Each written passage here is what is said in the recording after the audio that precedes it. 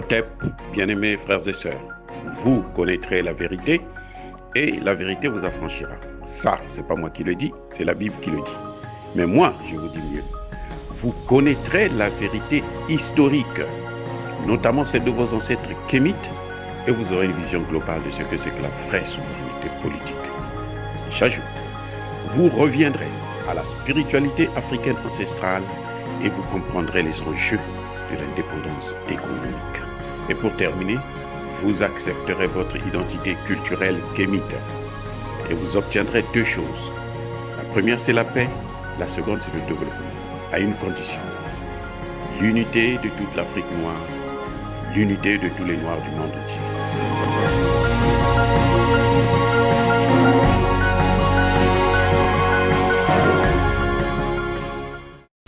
Otep à tous, bienvenue sur la chaîne des panafricanistes par essence, par conviction et par excellence. Celle des citoyens kémites par nécessité et obligation de combat. Nous sommes une chaîne qui n'est guidée que par nos ancêtres et rien que par les ancêtres qui appartiennent à l'égrégore du monde noir.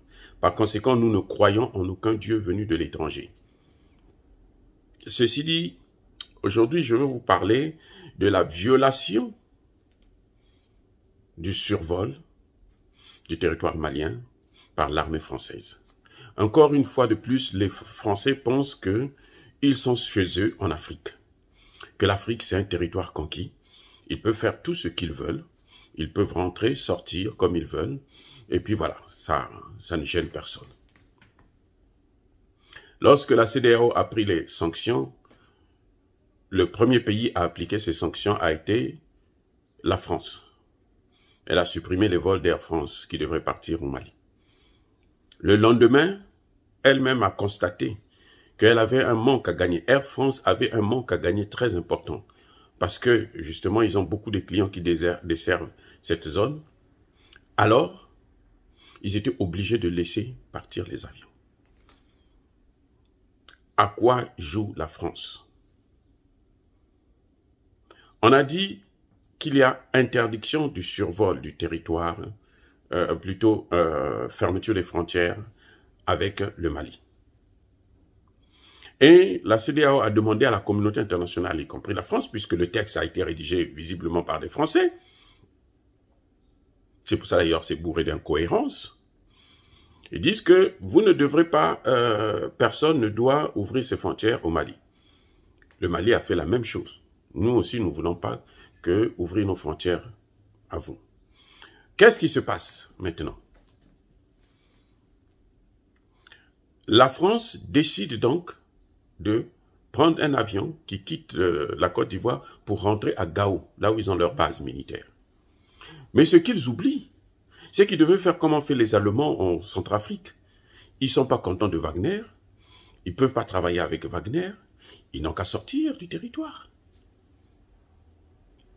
Quand vous dites que vous ne devez plus franchir notre territoire, ça veut dire que vous qui décidez de ne pas franchir le territoire, que votre territoire ne puisse pas être traversé, vous n'allez pas aussi aller chez les autres. Ce n'est pas une décision unilatérale, non. Quand vous prenez une décision comme ça veut dire que vous ne voulez pas que les Maliens viennent chez vous, mais vous aussi, vous ne devez pas aller chez les Maliens. Là, je parle en dehors du fait que le Mali a fermé ses frontières aussi, vis-à-vis de tous ces États. Le Mali a fermé ses frontières. Le Mali a même demandé aux casques bleus ressortissants des pays de la CEDEAO de quitter son territoire en 72 heures. Donc, le dernier jour, c'est aujourd'hui. Au plus tard demain, ils doivent quitter. Le Mali doivent repartir chez eux. Comme ça, bon, ils auront à gagner. Ils vont aller voir leur président qui ont signé les accords pour que leur président puisse compenser l'argent qu'ils gagnaient là-bas en mission. Bref, la France a décidé d'appliquer les sanctions, puisque c'est elle qui a motivé ces fonctions. Donc, sans l'interdiction, la fermeture des frontières maliennes, la France elle-même devait comprendre que non, nous, on n'a plus accès au territoire malien. Et ce qui est encore plus grave, c'est qu'en diplomatie, tout signe, tout mot compte. Ce qui revient à dire, lorsque la France décide avec la CEDEAO de sanctionner, de fermer les frontières avec le Mali, ça veut dire que la France elle-même se dit que je ne dois plus aussi aller travailler au Mali. Je ne dois plus mettre pied au Mali. Ça veut dire que notre base militaire qui se trouve à Gao doit quitter. Déjà, ils avaient dit, Emmanuel Macron l'avait déclaré haut et fort dans tous les médias. Vous avez entendu parler de ce discours d'Emmanuel Macron et de Parly et son secrétaire d'État. Il disait que c'est impossible de cohabiter avec les troupes de Wagner. Les Maliens ont beau dire que nous travaillons avec le gouvernement russe. Ils ne veulent rien savoir. Ils nous imposent un groupe qui est fictif. Ok, puisque ce groupe, vous avez dit qu'il est là, allez-y. Ils ont changé d'avis, ils disent, nous, on ne quitte pas le Sahel. Mais le Sahel, ce n'est pas seulement le Mali. Le Sahel, c'est le Mali, le Burkina, le Niger, le Tchad, jusqu'à le Nigeria. Le Sahel, c'est tout ça, là. Donc, il y a plusieurs pays. Ceux qui ont signé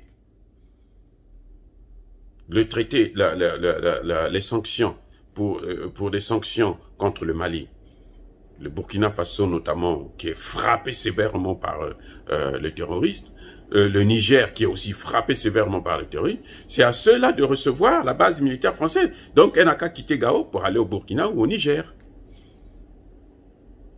C'est-à-dire que les Français sont, en fin de compte, ce sont des nuls. Hein, ils sont bêtes. Moi, je vois pas. C'est-à-dire que ce sont des règles diplomatiques très simples à comprendre. Vous dites que nous fermons les frontières avec vous. On ne veut plus entendre parler de vous. On vous met sous embargo. Je parle là dans le cas où le Mali n'a pas pris les mêmes mesures. De fermer aussi ses frontières avec ces pays. C'est vous qui décidez. C'est vous les premiers à prendre la décision.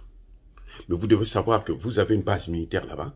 Donc, comme vous ne pouvez pas voir les Maliens chez vous, vous ne pouvez pas ouvrir vos frontières avec le Mali, ne partez pas au Mali. Prenez votre base, soulevez-la, amenez-la en Côte d'Ivoire, au Niger, au Burkina ou au Ghana. On s'en fout éperdument. Ce chantage-là, ça n'intimide personne maintenant. Parce que le Mali a des partenaires, des alliés de poids. C'est la Russie, c'est la Chine, c'est l'Iran, c'est l'Algérie qui est devenue aujourd'hui la première puissance militaire africaine. L'Algérie est en train de devenir la première puissance militaire africaine. Elle est en train de dépasser, comment vous l'appelez, l'Afrique du Sud et le Nigeria. Le Nigeria a montré là qu'il ne vaut absolument rien.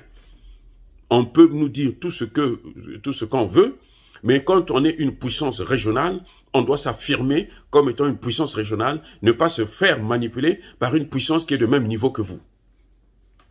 Je suis désolé. Si on enlève à la France le droit de veto, la France est une puissance au même niveau que le Nigeria aujourd'hui. Eh oui, si on enlève à la France le droit de veto, là, la France n'est rien. Si on enlève à la France l'arme nucléaire, la France n'est rien face au géant nigérien. Et le Nigeria ne s'affirme pas, il ne prend pas ses responsabilités. Le Nigeria aussi a signé ces accords pour des sanctions. Vous pouvez s'abstenir au moins. À la rigueur, s'abstenir et dire non, non, non, je ne rentre pas dans ça. Ben, c'est une puissance. Comment le Nigeria peut se faire manipuler par la France, par les États-Unis? Bref, les Français, lorsque le Mali ferme ses frontières à ces pays, y compris à la France, lorsque le Mali interdit le survol de son territoire, ça veut dire en diplomatie, laissez-moi vous expliquer ça, que les Français qui nous écoutent puissent bien savoir que leurs dirigeants, ils sont bêtes. Fermer les frontières, interdiction du survol, ça veut dire qu'on n'a plus besoin de voir votre base militaire là. Ça veut dire tout simplement qu'on n'a plus besoin de voir vos mercenaires français là. Ils n'ont qu'à quitter le territoire malien. Ils n'ont qu'à quitter le territoire malien. C'est très simple. C'est ça que ça veut dire. S'ils n'ont pas compris ça, alors nous on va rentrer dans les détails parce qu'ils sont trop bêtes. Il faudrait qu'on se rabaisse à leur niveau pour leur expliquer ce qu'ils ne comprennent pas. ferme le territoire. C'est comme on a dit, l'Algérie a dit aux Français de ne pas survoler son territoire. Ils n'ont qu'à survoler le territoire. Ils ont 14 États. Plus le Mali. Si on enlève le Mali, ils ont 13 États en Afrique. Ils peuvent survoler ces territoires-là, c'est tout. Pour faire la guerre dans le Sahel, la France n'a pas besoin d'une base militaire au Mali. Écoutez-moi bien. Pour faire la guerre dans le Sahel, la France n'a pas besoin d'une base militaire au Mali. Pour faire la guerre dans le Sahel, la France peut aller s'installer en Guinée, au Burkina, au Niger, au Nigeria, n'importe où là où elle veut. Sauf au Mali. Donc elle est là-bas pour d'autres intérêts. Mais c'est fini maintenant. Non, on n'en veut plus. On n'en veut plus. Et je soutiens très fermement le gouvernement malien et le peuple malien dans cette affaire-là. J'ai dit.